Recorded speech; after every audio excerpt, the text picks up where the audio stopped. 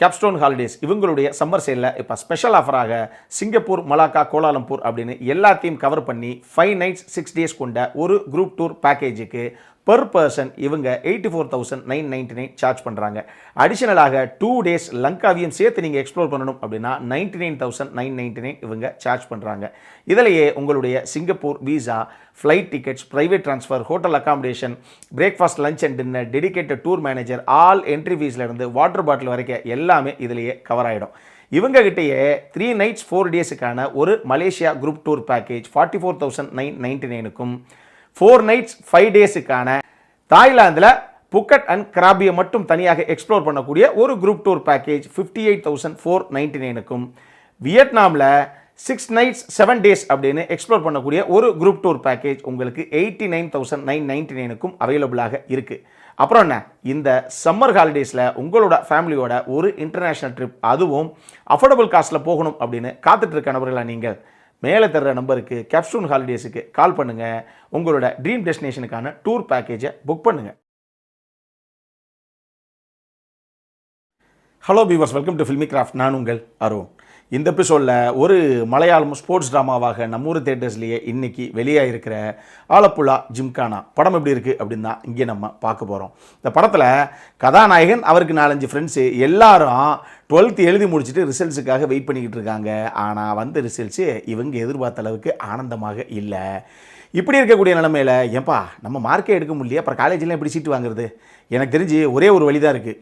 ஸ்போர்ட்ஸில் ஏதாவது ஒரு பர்டிகுலர் ஸ்போர்ட்டில் நம்ம ஸ்டேட் லெவல்லலாம் உள்ளே போயிருந்தோம் அப்படின்னா அதுக்கு கிரேஸ் மார்க்ஸ் உண்டு.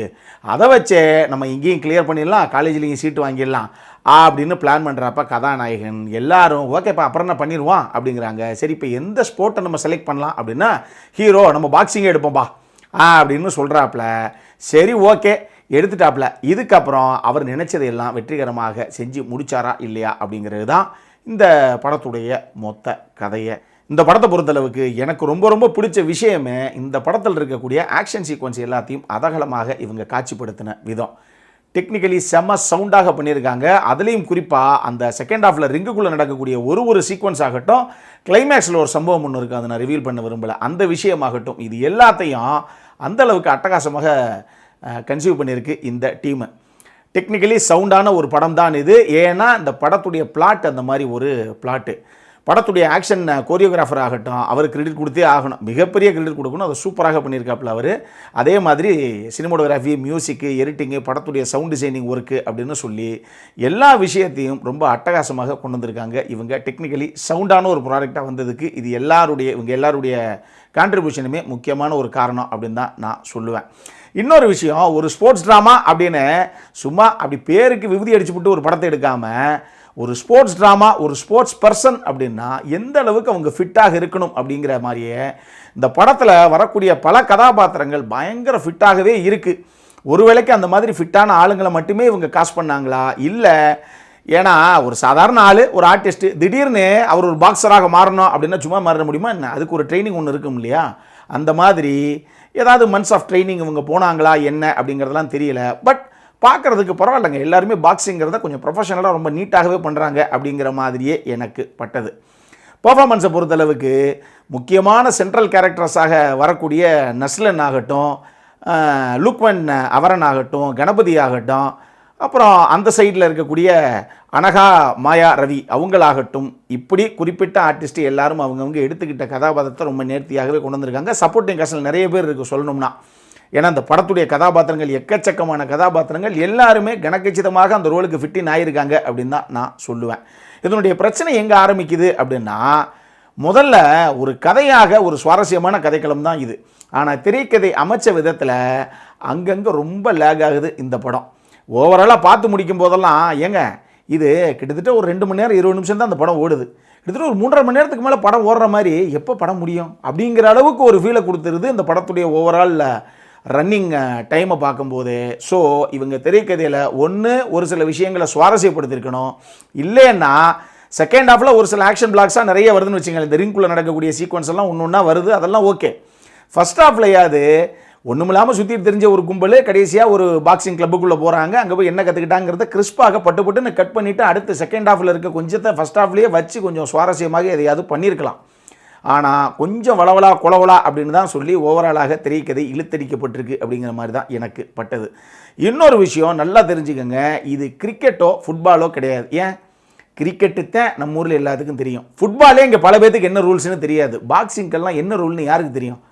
199 பேருக்கு பாக்ஸிங்கில் இந்த நாக் அவுட்டு அப்படிங்கிறது வேணால் தெரியுமே தவிர அதை தாண்டி வேறு எந்த ரூல்ஸுமே தெரியாது.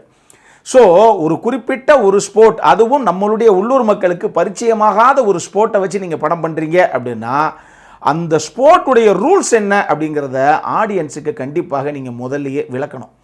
அப்போ தான் பின்னாடி அந்த மாதிரி ஒரு சிச்சுவேஷனை நம்ம கம் அக்ராஸ் பண்ணும்போது ஐயோ இப்படி இருக்கணுமே, எத்தனை பாயிண்ட் தேவைப்படுமே அப்படிங்கிற மாதிரி ஒரு ஃபீலு, ஒரு பெரிய பர்சனல் கனெக்டு என்னாக போதோ அப்படிங்கிற அந்த ஒரு பதபதைப்பு பரபரப்பு எல்லாமே ஆடியன்ஸ்குள்ளே வரும்.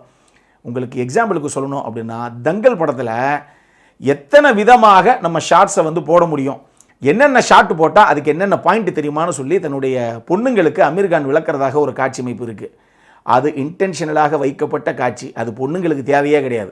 அவர் உண்மையை சொல்லணும்னா பொண்ணுங்களுக்கு விளக்கிறதாக வச்சு ஆடியன்ஸுக்கு தான் அதை கிளியராக அவங்க எக்ஸ்பிளைன் பண்ணியிருப்பாங்க. அதனால தான் கிளைமேக்ஸில் அமீர்கானுடைய பொண்ணு இப்போ இத்தனை பாயிண்ட் எடுக்கணுமே, இப்போ எப்படி எடுக்க போகிறா அந்த பொண்ணுங்கும் போது ஐயோ அந்த ஒரு விஷயம் தாங்க இருக்குது, இப்படி போட்டால் மட்டும்தான் 5 பாயிண்ட் கிடைக்கும் 4 பாயிண்ட் கிடைக்கும் அப்படிங்கிற அந்த ஒரு பதபதைப்பு நமக்கு படம் பார்க்கும்போது கிளைமேக்ஸில் இருந்தது. அந்த விஷயம் இந்த படத்தில் கம்ப்ளீட்டாக மிஸ் பண்ணிட்டாங்க இவங்க. ஒரு ஸ்போர்ட்டில் இப்போ பாக்ஸிங்கை பொறுத்தளவுக்கு நாக் அவுட்டுங்கிறது எல்லாத்துக்கும் தெரியுது அப்படின்னே வச்சுக்கோங்களேன். அதுவே பல பேருக்கு தெரியாது, இருக்கட்டும் தெரியுதுன்னே வச்சுக்கோங்களேன். மற்றபடி என்ன மாதிரி ஒரு கிக் கொடுத்தாலோ இல்லை எந்த மாதிரி ஒரு பஞ்சு கொடுத்தா அதுக்கு என்னென்ன பாயிண்ட், எங்கே படணும் எங்கே படக்கூடாது, இது எல்லாத்தையும் சும்மா ஒரு ஓவராலாகவாது ஆடியன்ஸுக்கு ஒரு விஷயத்தை எக்ஸ்பிளைன் பண்ணியிருந்தாங்க அப்படின்னா ரிங்குக்குள்ளே நடக்கக்கூடிய ஒரு அந்த ஆக்ஷன் பிளாக்ஸும் அந்த சீக்வன்ஸும் அந்த ஃபைட் சீக்வன்ஸ் எல்லாத்துலேயுமே நமக்கு ஐயோ எப்படி ஆகி போச்சு, அது அப்படியில் இருந்திருக்கணும் அப்படிங்கிற மாதிரி இன்னுமே பர்சனலாக ஒரு பெரிய கனெக்டும் ஒரு நல்ல புரிதலும் இருந்திருக்குமோ அப்படிங்கிற மாதிரி எனக்கு ஒரு ஃபீலு. மொத்தமாக அந்த படம் எப்படி இருக்குது அப்படின்னு கேட்டிங்கன்னா, இப்போ ரீசெண்டாக நம்ம மம்முக்காவுடைய நடிப்பில் வெளியான பசூக்கா படத்தையே தூக்கி சாப்பிட்ற அளவுக்கு ப்ரீ புக்கிங்கும் சரி இந்த படத்துடைய கலெக்ஷனும் சரி இருக்குது அப்படின்னு நான் கேள்விப்பட்டேன். ஆனால் நமக்கு என்னவோ ஒரு ஓகே வாட்ச் தாங்க அப்படிங்கிற மாதிரி ஒரு ஃபீலை தான் இந்த படம் கொடுத்தது. இந்த படம் ஒரு மலையாளம் ஸ்போர்ட்ஸ் ட்ராமா, அதை மைண்டில் வச்சுக்கோங்க. கொஞ்சம் உருட்டி எடுத்து மெதுவாக போய் தான் செகண்ட் ஹாஃபில் கொஞ்சம் பரபரப்பாக அவங்க கிளப்பியிருக்காங்க. இந்த விஷயம் நிச்சயமாக உங்களுக்கும் தோணலாம். ஸோ அது ஓகே அப்படின்னா அதுக்கப்புறம் பார்க்கணும் பார்க்கல அப்படிங்கிறது உங்களுடைய கால் தான். அடல்காரனை பொறுத்தளவுக்கு இந்த படத்தில் எதுவுமே கிடையாது, தாராளமாக ஃபேமிலியோடு பார்க்கக்கூடிய ஒரு படம் தான். இந்த படம் நம்ம ஊர் தியேட்டர்ஸ்லேயே இங்கிலீஷ் சப்டைட்டில்ஸோட அவைலபிளாக இருக்குது. அப்புறம் என்ன, இதே மாதிரி இன்னொரு வீடியோவோட அடுத்த முறை உங்களை சந்திக்கிற வரைக்கும் இட்ஸ் அருண் சைனிங் ஆஃப்.